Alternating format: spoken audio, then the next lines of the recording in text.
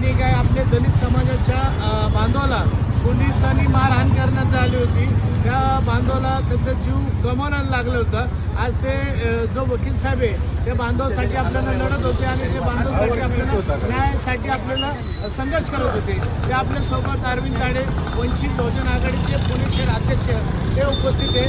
मी दादाला विनंती करतो जरा समोर या दादा।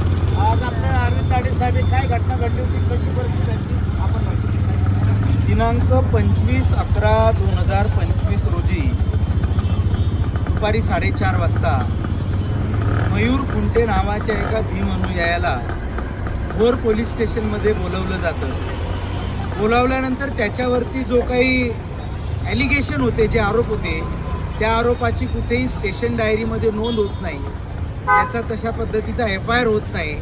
स्टेशन डायरीमध्ये नोंद नसताना, FIR नसताना त्याला दुपारी 2:30 वाजल्यापासून तर संध्याकाळी 7-7:30 वाजेपर्यंत एका अनिल महादेव चव्हाण नावाचे पोलीस अधिकारी PSI यांच्याकडून बेदम मारहाण होते। ती मारहाण लाकडी काठी आणि पट्ट्याने त्याला मारलं जातं का की तो एका भीम अनुयायी आहे, आंबेडकरवादी आहे म्हणून का काय, असा आम्हाला त्या ठिकाणी संशय येतो। जर त्याने काही गुन्हा केला असेल, गुन्हा जरी पॉक्सो ॲक्ट अंतर्गत असेल किंवा कुठल्याही अंतर्गत असेल, तर त्याची किमान स्टेशन डायरीमध्ये नोंद करावी, CR नोंदवावा आणि मग त्याला PCR घेतल्यानंतर तुम्ही ठीक आहे कशा पद्धतीने ट्रीट करू शकता ते करावं।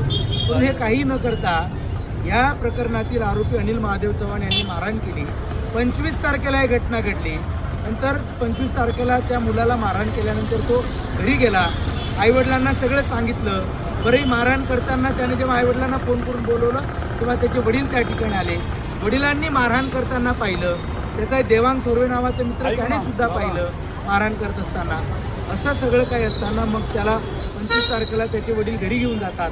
25 तारखेच्या रात्रभर त्याची मानसिकता त्याच्यामध्येच असते की आपल्याला मारहाण केलेली आहे, पोलिसांनी मारहाण केलेली आहे। उद्या पण दुसऱ्या दिवशी सकाळी 10 वाजता पोलिसांनी मारण्यासाठीच बोलवलेलं आहे, अशा पद्धतीचं तो वडिलांना त्याचे वडील आहेत वडिलांना तो सांगत होता। आणि मग ह्या सगळ्या पोलीस अधिकाऱ्याच्या त्रासाला कंटाळून, पोलिसांनी केलेल्या मारहाणीला कंटाळून त्याने 26 तारखेला दुपारी संध्याकाळी 5:30 ते 6च्या दरम्यान आत्महत्या केली। आत्महत्या केलेली असताना त्याने त्याच्या खिशामध्ये सुसाईड नोट लिहिली आणि त्या सुसाईड नोटमध्ये स्पष्टपणे तो म्हणतो की PSI अनिल चव्हाण यांनी मारहाण केल्यामुळे मी आत्महत्या करतो। आणि मग ते केल्याच्या नंतर त्या ठिकाणी 25 तारखेला घटना